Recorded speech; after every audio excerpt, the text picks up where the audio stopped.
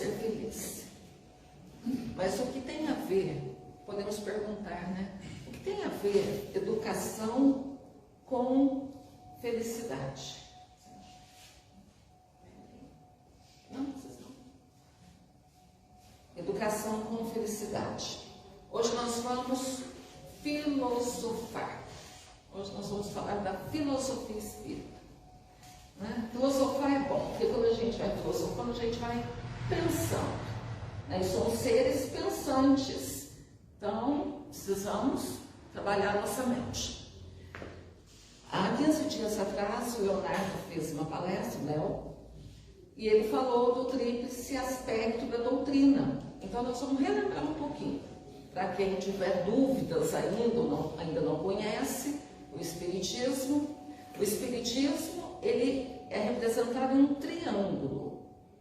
Filosofia, ciência e a base, religião. Não é? A filosofia, ela vai buscar responder aquelas questões. De onde eu vim? Quem sou eu? Para onde eu vou? Né? O que eu estou fazendo nesse mundo? A ciência investiga. E a religião, qual o papel da religião? Nos religar a Deus. Ou religar, né? Religião do latim. Religare. Nos religar a Deus. É o papel. Mas nós não podemos falar de espiritismo separando a filosofia da ciência e da religião. Porque um está bem junto do outro. O espiritismo é uma ciência que estuda, que trata da natureza, origem e destino dos espíritos, bem como das suas relações com o mundo corporal. Não é? Então, somos seres espirituais. Então, nós precisamos entender o que estamos fazendo nesse mundo. E nós vamos tentar fazer isso um pouquinho hoje, tá? Educar para ser feliz. Como assim? Como a educação pode nos garantir uma vida feliz? Como? Não é? O que é uma vida feliz aqui na Terra? Uma vida saudável, uma vida plena, disciplinada. Estarmos tranquilos mesmo diante das tormentas, mesmo diante das dificuldades. Mas aí a gente pode pensar assim, mas educar não é o papel da escola? Uma educação acadêmica, sim, não é? Uma educação acadêmica, sim. Mas a educação plena não é da escola, né? Não é responsabilidade da escola, porque o papel da escola é instruir, é levar o conhecimento, é trabalhar as habilidades do aluno, daquele serzinho que está ali, não é? Vamos falar de criança, daquela criança que está ali.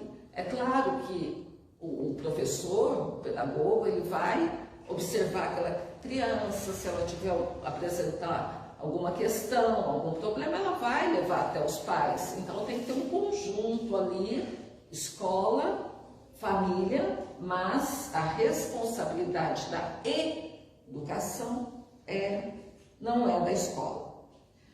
Mas então quem será que educa o ser na sua totalidade? Quem será, não é? A família, os responsáveis. E essa educação sempre tem que começar em casa, não é? Mas em qual tempo? Quando devemos começar a educação de um filho? Alguém arrisca? Pode falar, gente. Desde a barriga? Desde a barriga? Mas eu também achava, né? Mas hoje eu não acho mais. essa educação, ela tem que se iniciar muito antes de se pensar em ter filhos. Porque essa educação começa em nós. Certo? Não na criança, em nós. Educar, o que significa educar? A palavra educação, ela vem do latim educare, que deriva do ex, ex. Ex quer dizer fora, vou extrair. Então, nós vamos extrair do ser qualidades, virtudes que ele já apresenta. Não é? Nós vamos extrair e trabalhar. No decorrer da palestra, nós vamos entender. Ducere, guiar. Então, instruir, conduzir. Então, do latim, educação, ela tinha um significado literal de guiar para fora, extrair do ser. Instruir é levar o conhecimento. Extrair é tirar. Né? E vamos entender esse guiar para fora. Nós vamos entender direitinho. Por quê? O que o Espiritismo nos diz? Que nós somos espíritos imortais, evoluindo a cada reencarnação. A gente reencarna para aprender um pouquinho. A gente reencarna para aprender mais um pouquinho. Então, quando nós reencarnamos, nós trazemos conosco o quê? O que nós somos. As nossas tendências, nosso caráter que vai se mostrando, não é? Fala assim, a criança é um papel em branco que vai ser escrito. Papel em branco, falando de nós todos, não é? Nós somos um papel borrado, e muito borrado, não é? Necessitando de reeducação. Todos nós. Então, dentro do papel de educar, de quem é a responsabilidade? Da escola, da creche, da babá? De quem é a responsabilidade? Ou os pais? Daqueles que estão dispostos a receber os filhos. Porque o filho, a criança, quando reencarna, ela já mostra que veio. Ela já mostra suas tendências. É que às vezes a gente põe alguma coisinha aqui, né? Um véuzinho, não quer enxergar. Mas o filho, a criança, já mostra. Às vezes, no próprio período da gestação, ela já mostra, não é? Ou antes, em casos de obsessão, muitas vezes para parar um processo obsessivo, pela misericórdia divina, o que acontece? Ele renasce como um filho no lar. Né? Então, estamos preparados para receber aqueles a quem fizemos mal um dia em nosso lar? Será? Então, a responsabilidade de recebermos um filho é muito, muito grande. É um enorme desafio. Nós temos a necessidade de exercermos bem a nossa função de educadores, nos auto-educando.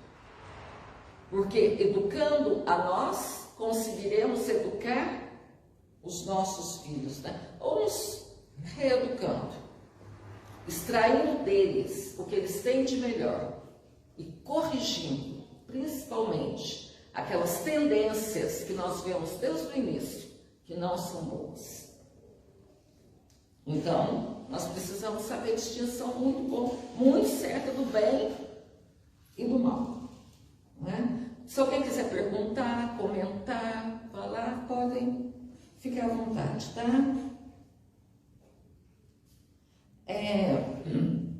Às vezes, a gente não dá conta da educação, tá certo, é difícil. Eu estou falando isso de modo geral, tá? Nós não vamos entrar em detalhes de crianças com questões, com transtornos ou com outras questões. Isso de forma geral. Não dá nem tempo também de falar tudo.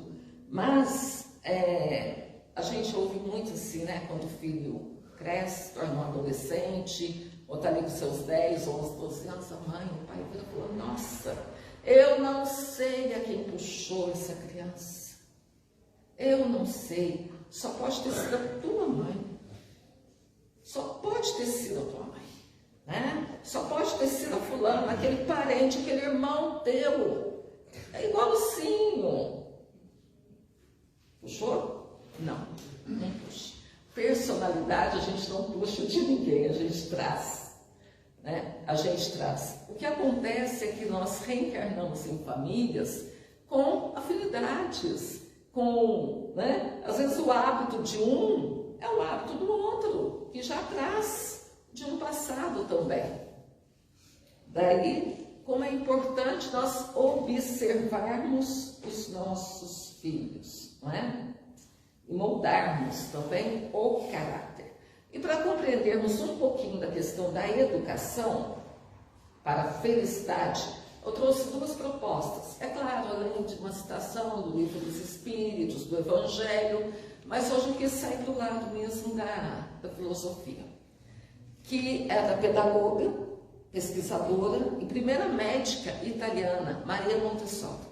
Ela é fantástica. Maria Montessori é simplesmente espetacular, porque as ideias dela, tudo que ela pensava, eu trouxe algumas, está relacionada com o espiritismo, com o evangelho, com a educação de forma geral.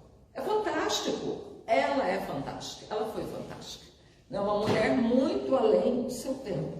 Eurípides Barçanufo, que é educador, espírita, farmacêutico, homeopata, médium, missionário, político, foi tudo. Em pouca idade ele foi exatamente tudo. Mas o maior legado de Maria Montessori foi exatamente na área da educação, ensino infantil, educação acadêmica.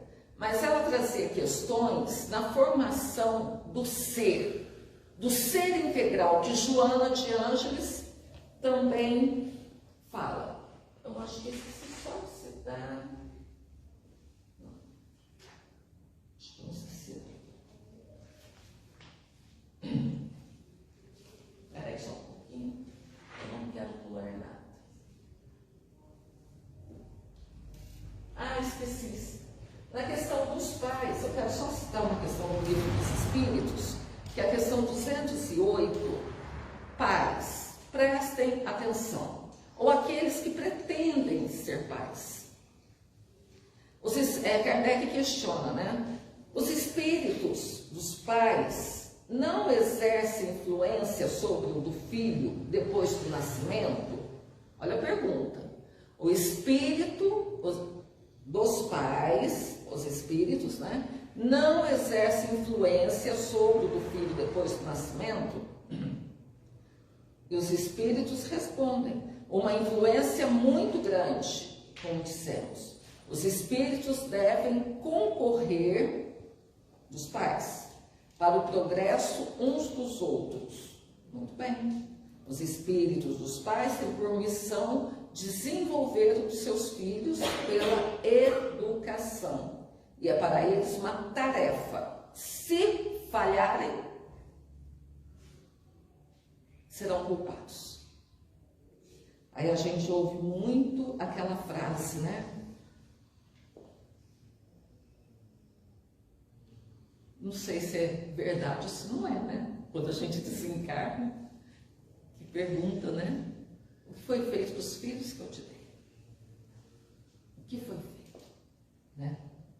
Não sei, né? Espero que não, né? Mas vai saber. Então, e colocando a questão de sermos seres imortais, vamos nunca nos esquecer, não vamos nos esquecer da questão dos seres imortais que somos, que a vida sempre vai continuar. tá? Que a gente não pode falar educação olhando uma vida só, de forma alguma.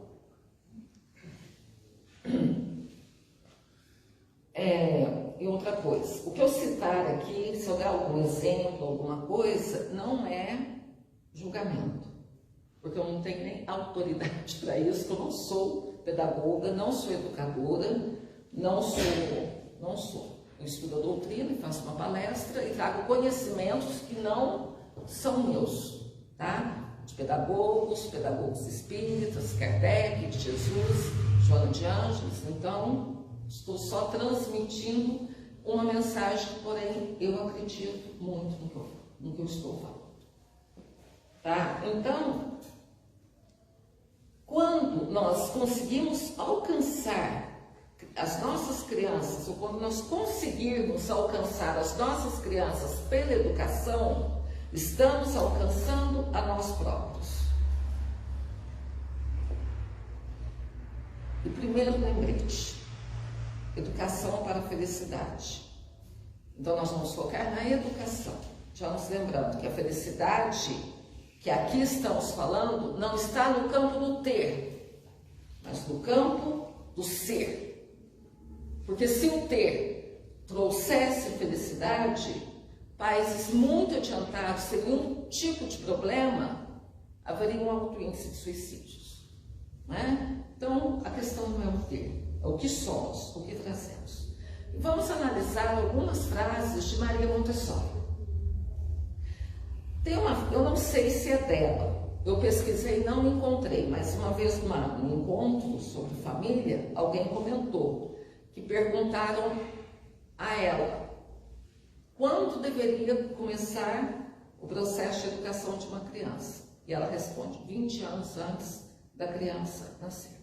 Não sei se é dela, mas eu concordo muito com essa frase.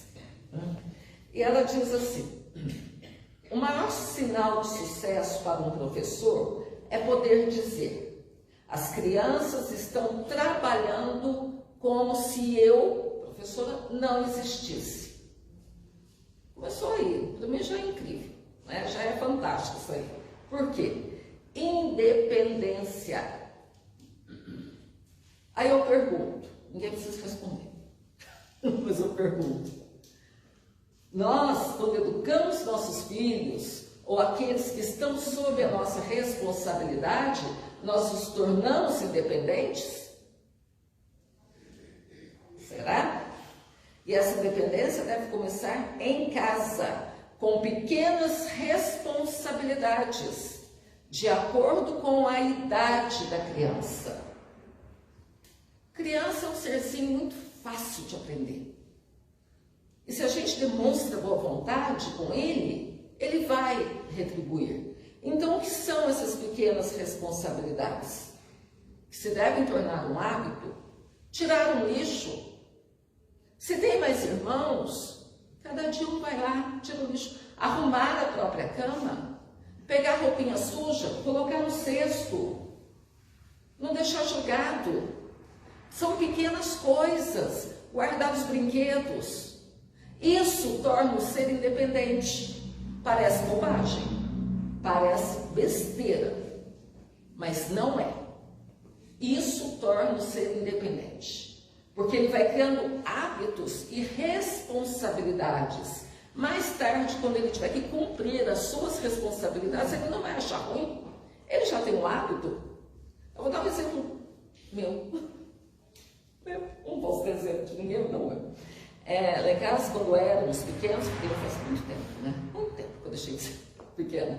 Era assim, na minha época e do meu irmão, que é um pouco mais novo que eu, a gente era aquela época de brincar à noite na rua, né? Não tinha problema, não tinha perigo, todo mundo ia pra rua, juntava. Quer brincar? Varre a cozinha e seca a louça. Quer brincar? Vai tirar o pó da casa de dia. Então, tudo era uma troca. Você quer brincar? Então, a minha madrinha dizia assim, que primeiro a obrigação, depois a devoção. E isso vai formando o caráter da pessoa, porque ela cresce com o hábito de fazer. Não é? Porque nós temos que partir do princípio: casa não é hotel. Não é hotel. Ali não tem servos. Dentro do lar não tem servos. Tem pessoas que trabalham, que têm um trabalho de casa, que têm um trabalho fora de casa, e que todos precisam contribuir para que o lar possa funcionar harmonicamente. Não é um fazer tudo, o outro fica em frente à televisão, né? O outro está no quarto jogando, o outro está... Não, isso não é família. Não é família.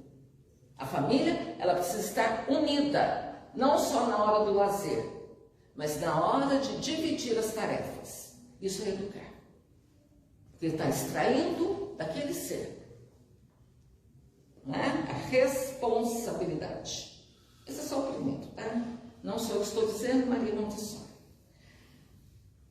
Continuando. A primeira ideia que uma criança precisa ter é da diferença entre o bem e o mal. Nós sabemos o que é bem, nós sabemos o que é mal. Para a gente passar, ensinar isso para a criança, a gente tem que saber o que é bem e o que é mal. Então, se nós tivermos dúvidas, o bem é o bem comum. Tudo que é o comum é bom para mim, mas é para o outro. Se for bom só para mim, não é bem.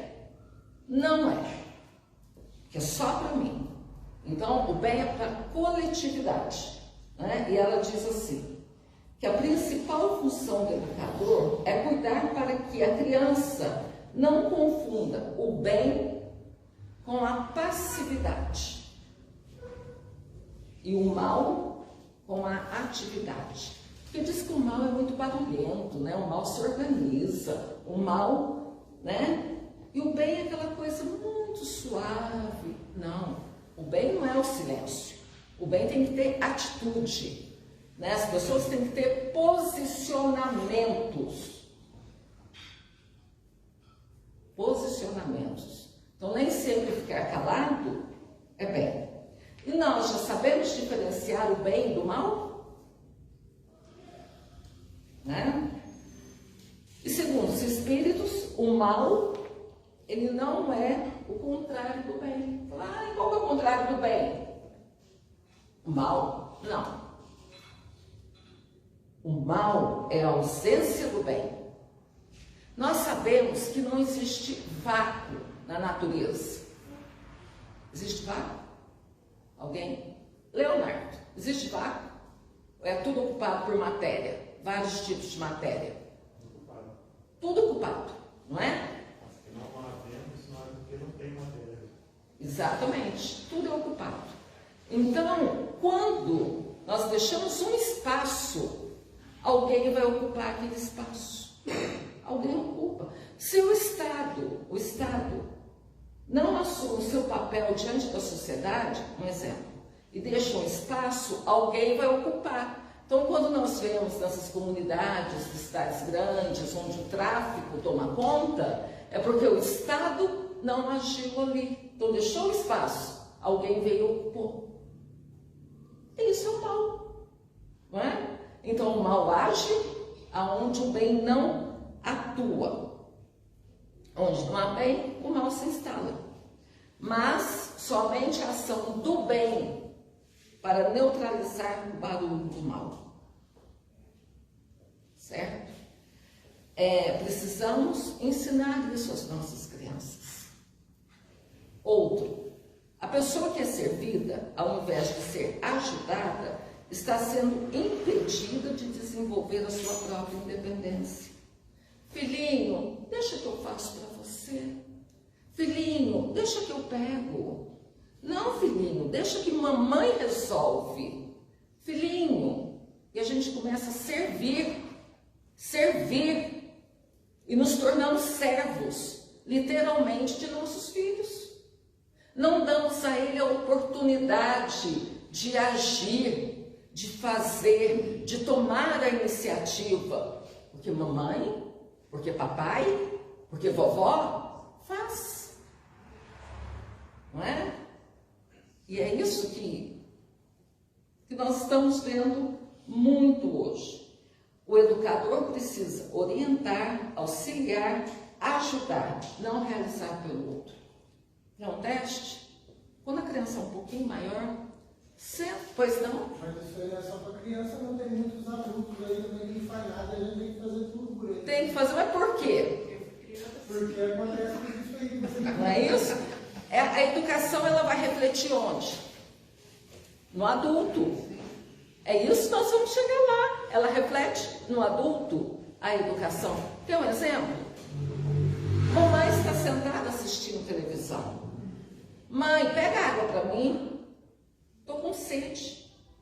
O que a gente faz? A gente levanta e pega água?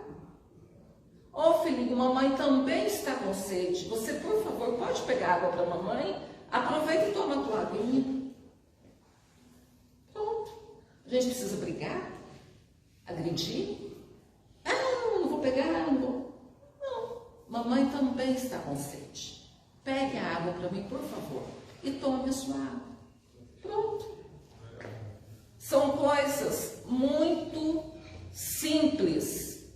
São pequenas atitudes simples que se tornam hábitos no dia a dia, para quando ficarmos adultos, nós não temos esse problema, não é? De não arrumar o quarto, de ter tudo bagunçado, de não querer realizar.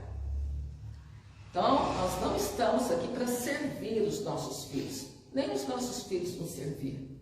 Nós estamos para trocar experiências, compartilhar experiências, não é? E ajudar o crescimento do outro, porque nós ajudamos na educação do filho, na formação do caráter, mas os filhos nos ajudam muito.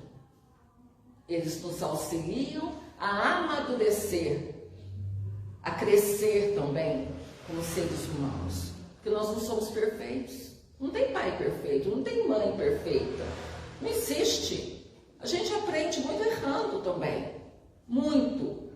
Então, um ajuda o outro. Mas existe... Olha, eu estou falando coisas básicas, são coisas básicas da boa convivência. E para refletir sobre até o que o Senhor disse, porque hoje nós temos uma geração muito fraca de jovens que não sabem ouvir não. Não ouve não, não pode ouvir não. Se a namorada termina com o namorado se mata, a namorada se mata, em inúmeros casos, eles não suportam não da vida. Em outros casos, eu conheci um casal muito interessante, que depois nunca tiveram um filhinho, e um dia eu ouvi uma coisa que eu só ouvi. Eu não falei nada, eu fiquei quietinha. Eu só ouvi, mas eu refleti, né? E nunca mais esqueci. A mãe falou assim, pois é, o pai da criança não gosta que a criança chore. Ele não admira, ele não gosta. Aí eu pensei, né? Eu não ia falar porque ia ficar... Eu sou muito chata, eu sou uma pessoa chata mesmo. Né? Aí eu ia falar. Aí eu pensei, como assim? Como que o ser não chora? Como nós não choramos? Como que a vida não bate na gente? A vida é dura. A vida diz muitos nãos. A gente apanha muito. Como que a gente não chora? Como essa criança não vai chorar?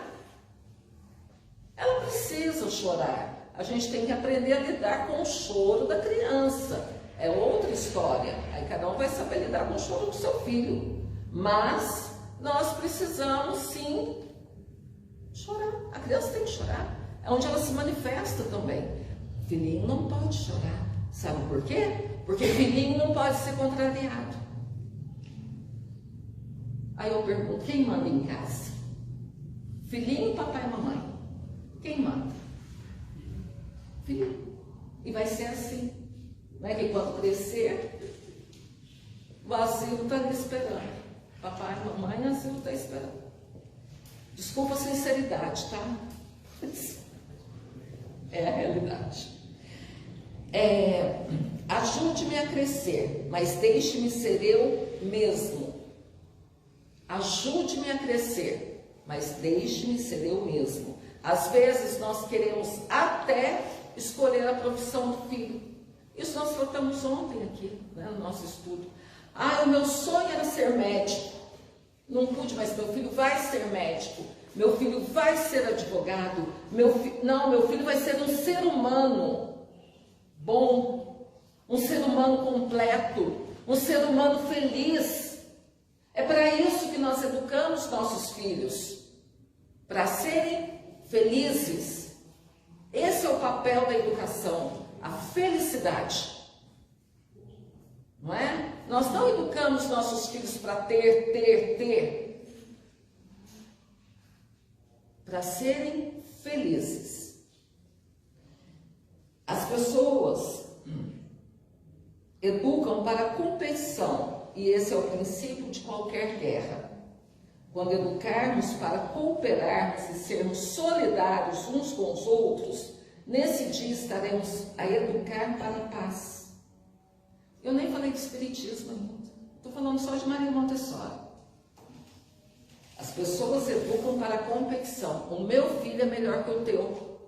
O meu filho realiza mais. O meu filho estuda mais. O meu filho tira notas melhores.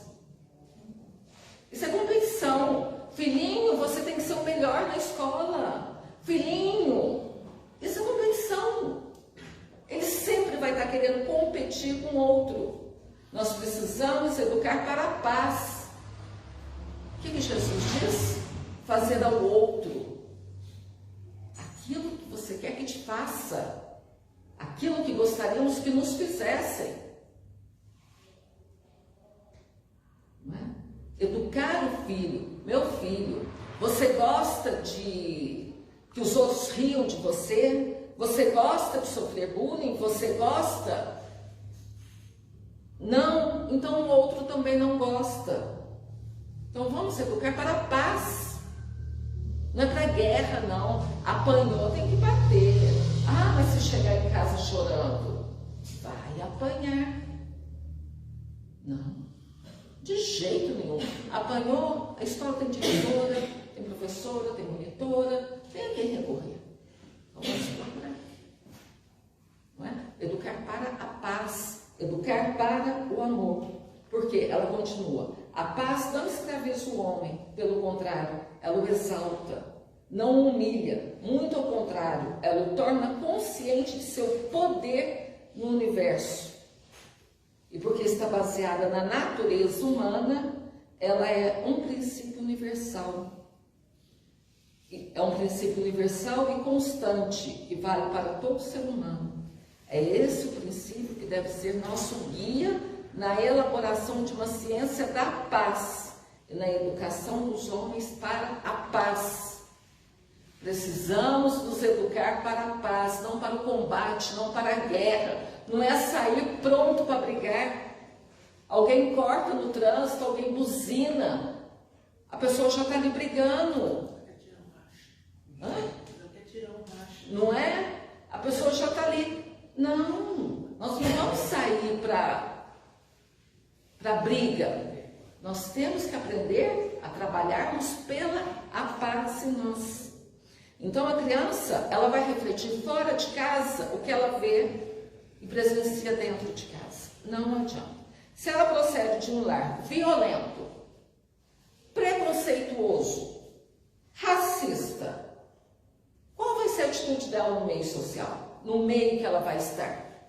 De preconceito, de racismo, de homofobia, de tudo que é ruim. De tudo que é ruim, ela vai refletir. Porque ela viu, né? Porque os exemplos falam muito mais do que as palavras. Isso é fato. Ela não vai respeitar o outro, não é? Porque às vezes dentro de casa ela não é respeitada. A criança dentro de casa, ela é o elo mais fraco. Entre pai e mãe, ela é o elo mais fraco. Tem uma psicóloga que não deixa mentir, tá certo? Se eu estiver mentindo, se eu me enganar, você fala. Ela é o elo mais fraco. Então, se ela não for tratada com respeito, se ela for tratada com uma certa violência, não falo violência física, violência verbal, ela vai refletir isso fora de casa. Isso não é educar.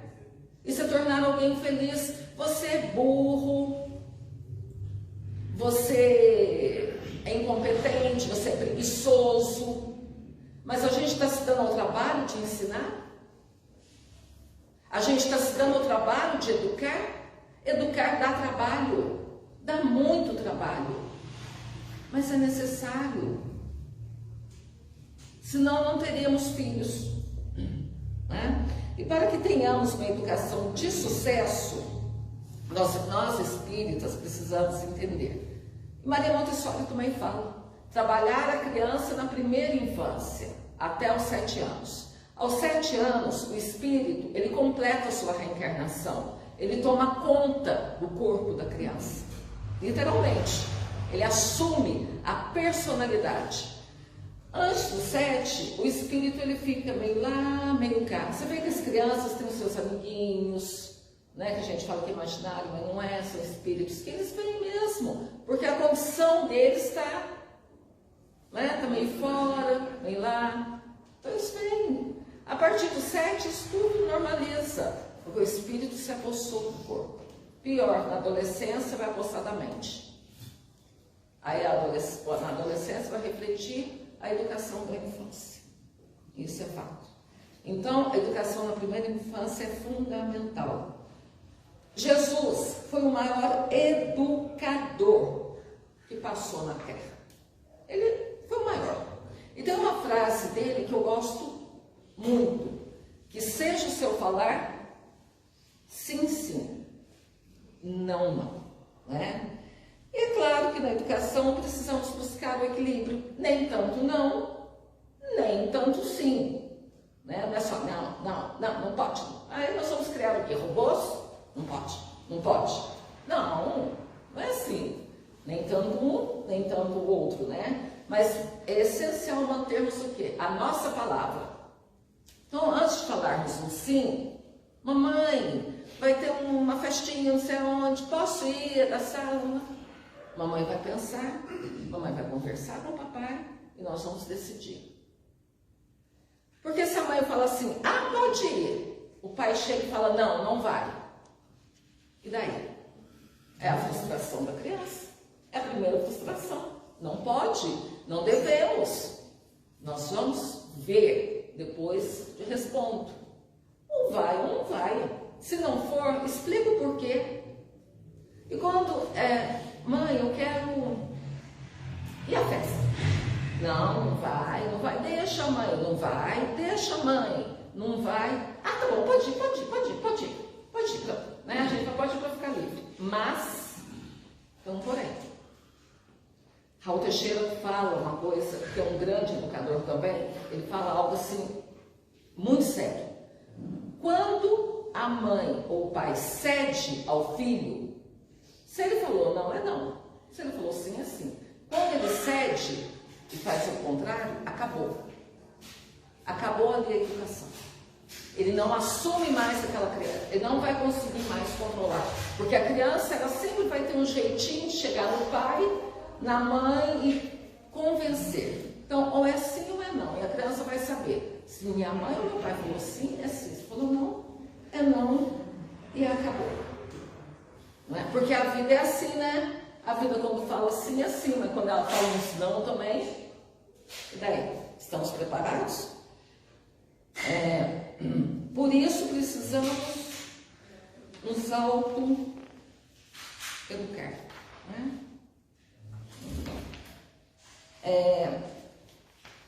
Tá quase acabando, viu, gente? A verdadeira educação é aquela que vai ao encontro da criança para realizar a sua libertação.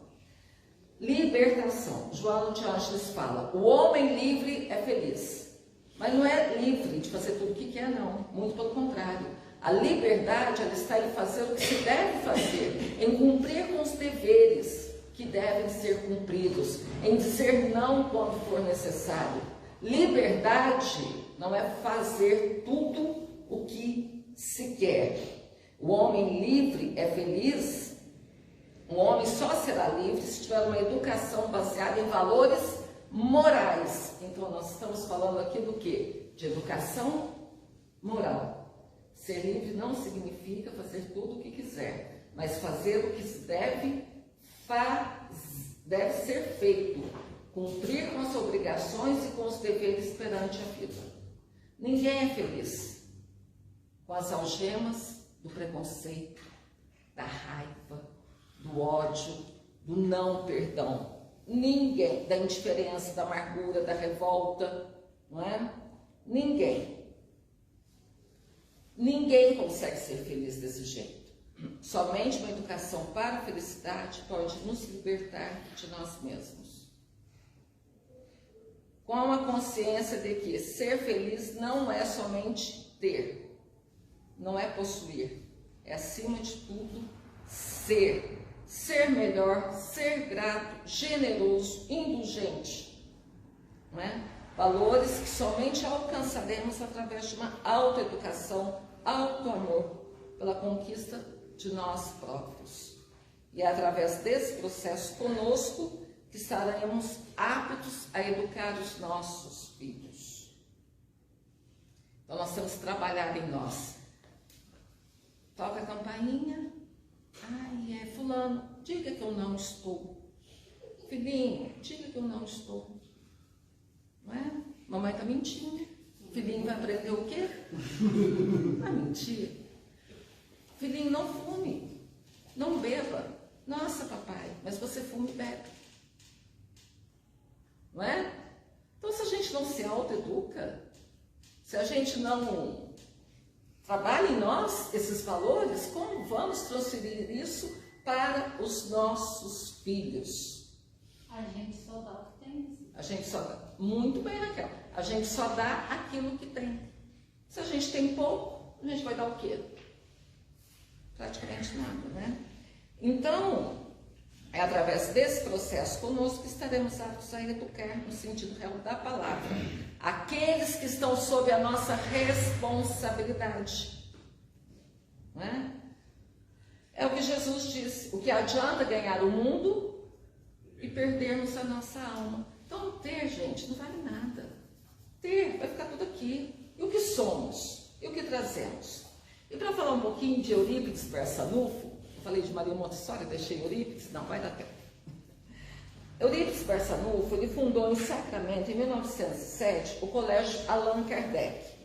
O professor Eurípides, ele desenvolveu um método de ensino a partir de 2 pilares: o Evangelho de Jesus, aplicado como a norma ética ao pensamento e as ações dos alunos, e a metodologia de Pestalozzi, desenvolvendo toda a aprendizagem a partir da natureza.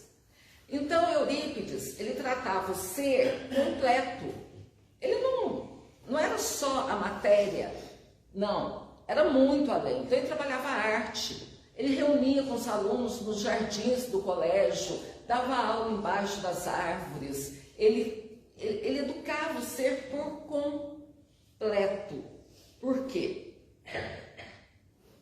Ele sabia, claro, que o ser traz múltiplas experiências. E essa multiplicidade de experiências nós só vamos conseguir compreender por uma visão reencarnacionista. E sem essa visão nós limitamos a capacidade do indivíduo. E também não vemos sentido para que haja uma busca progressiva de conhecimento. Então ele evangelizava os espíritos através de uma educação atemporal, que atendia às necessidades do espírito. Ele tratava o espírito nas suas mazelas, nos seus conflitos. Devia ser incrível ter uma aula com o Eurípides Barçanufo, né? Devia ser incrível. Que atende às necessidades do espírito eterno que somos, estimulava a libertação das consciências pela aquisição do conhecimento ético e pela prática da caridade do bem constante. Utilizava da arte como recurso de educação. Educava demonstrando que os nossos atos geram consequências e a importância de nos autoavaliarmos. Reflexão diante dos nossos atos. Então, é isso que nós precisamos, não é? mostrar para aquele ser que está sob nossa responsabilidade que os seus atos têm consequência. E se ele quebrar algum trato que se tem, alguma coisa, ele vai sofrer uma consequência. Isso não faz mal. Isso não faz mal, não é? A gente mostrar para ele que está errado. Então, nós temos que, para encerrar, não vai dar tempo de falar tudo, mas de todas as situações colocadas, né? O amor tem que ser a tônica. Quem ama, educa. Já dizia Samitiba, educador, né? Psicólogo, educador, que tem um livro fantástico. Quem ama, educa. E só quem ama busca educar. Importante, orientar pela religião. Criança tem que ter religião, sim. Não existe isso de pegar a criança e falar, quando crescer, filhinho, decide o que quer ser. Não. Enquanto está embaixo do meu teto, comendo da minha comida, não é? Vivendo do meu dinheiro, você vai ter uma religião. Você não quer frequentar a casa espírita? Vá a um templo evangélico, vá a uma igreja católica. Não interessa. Não interessa. Mas a base religiosa é fundamental.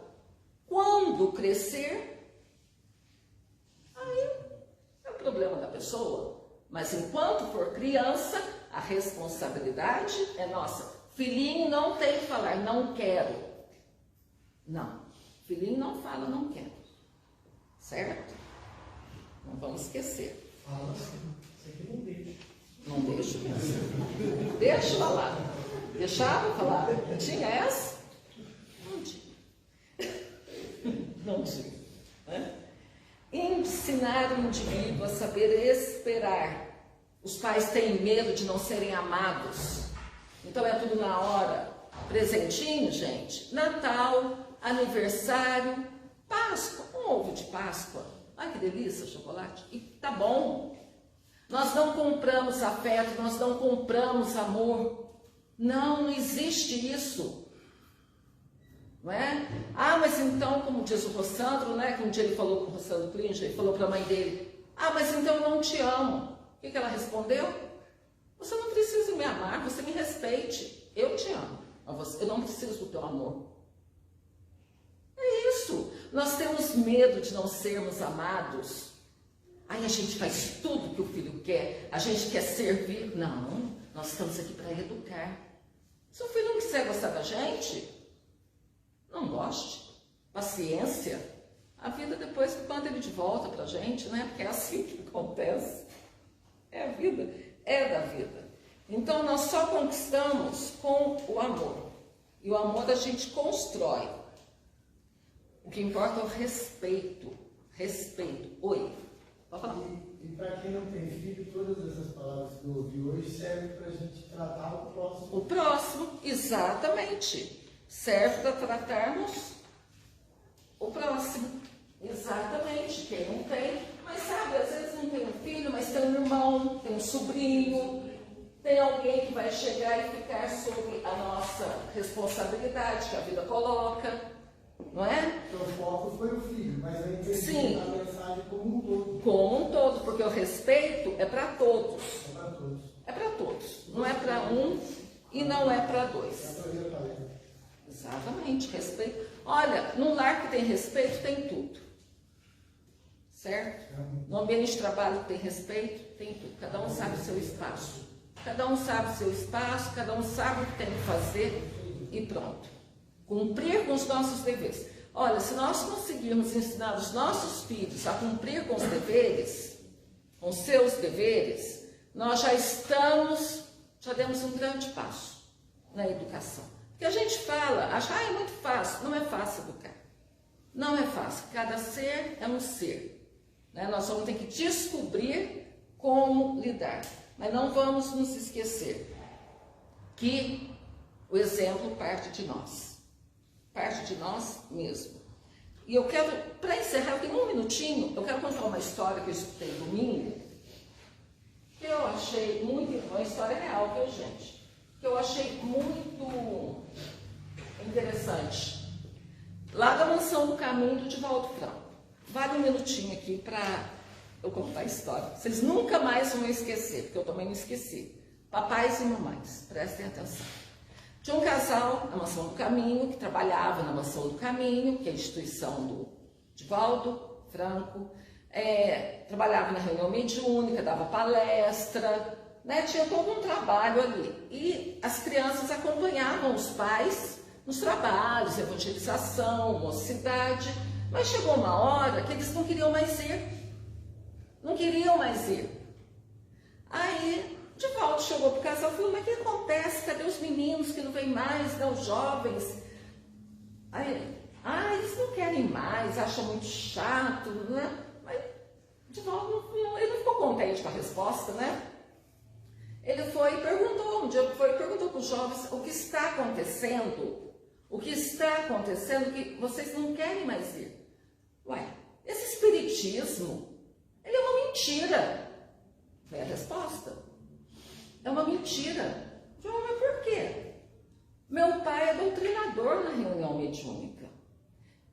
Minha mãe coordena estudos, meu pai faz palestra, meu pai trabalha, mas em casa eles não se respeitam, eles brigam, eles se agridem, eles falam palavrões. E isso é o espiritismo? Alguém matou o espiritismo, né? É isso. Exemplo. Nós precisamos ser exemplos. Olha, quem não tem filhos, se um dia tiver, eu vou avisar. Eu vou avisar. Depois que a gente tem filho, a vida da gente não é a mesma. A gente tem que se cuidar muito. Se autoeducar, uma autoeducação para a felicidade também. Para que o filho tenha um exemplo. Porque senão, como é que faz? Não é? Então,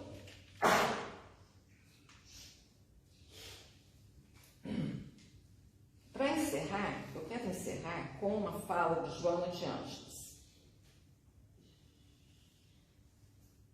Ela diz assim, que a paz do mundo, nós falamos da paz lá atrás, né? A paz do mundo depende da educação na infância. Está no livro Constelação Familiar. A paz do mundo depende da educação na infância. Não te poupes esforços na educação dos filhos.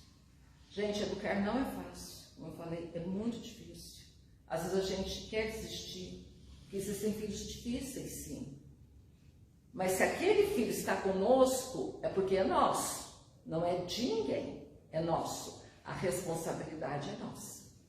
E se nós aceitamos, é porque nós vamos dar conta, sim. E nós somos espíritas, temos o espiritismo. O espiritismo, sabe o que é o espiritismo?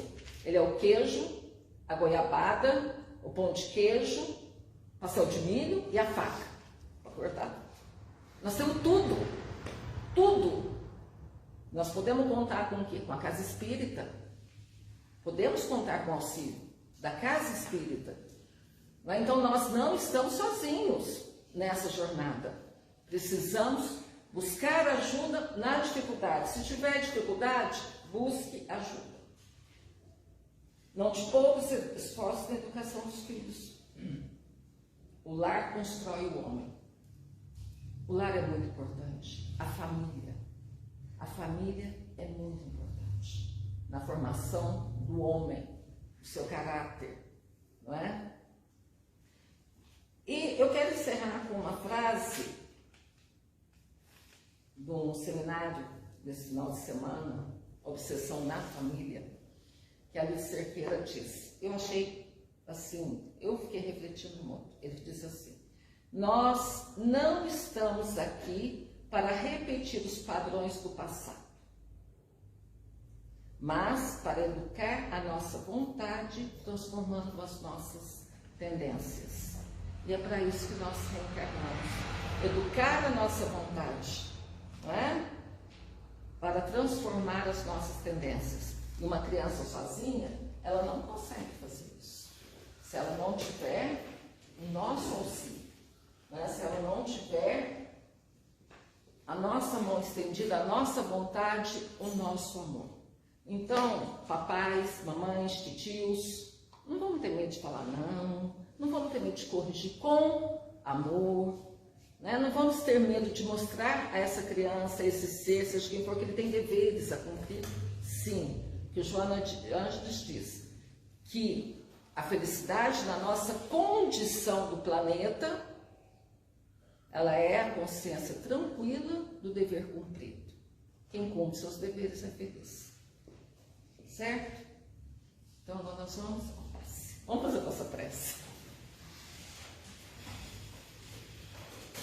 Vamos elevar nosso pensamento a Jesus, nosso irmão, amigo de todas as horas, ao nosso Pai Criador, que nos deu a oportunidade da vida, da reencarnação, para que nós pudéssemos, sim, nos reeducarmos, nos tornando pessoas melhores, que é o nosso objetivo. A Jesus, pela sua misericórdia, permitiu que estivéssemos nesse país onde abraça o Evangelho, onde o seu Evangelho está presente, Senhor, para que pudéssemos finalmente aprendermos a caminhar no bem, no amor e na paz. Ampara-nos no momento do passe, para que possamos renovar nossas energias, para que possamos adquirir a paz, a saúde mental, espiritual e física. E ampara-nos, Divino Amigo, e aos espíritos mentores de nossa casa, ampara-nos, envolvendo-nos em paz e em amor. Que assim seja.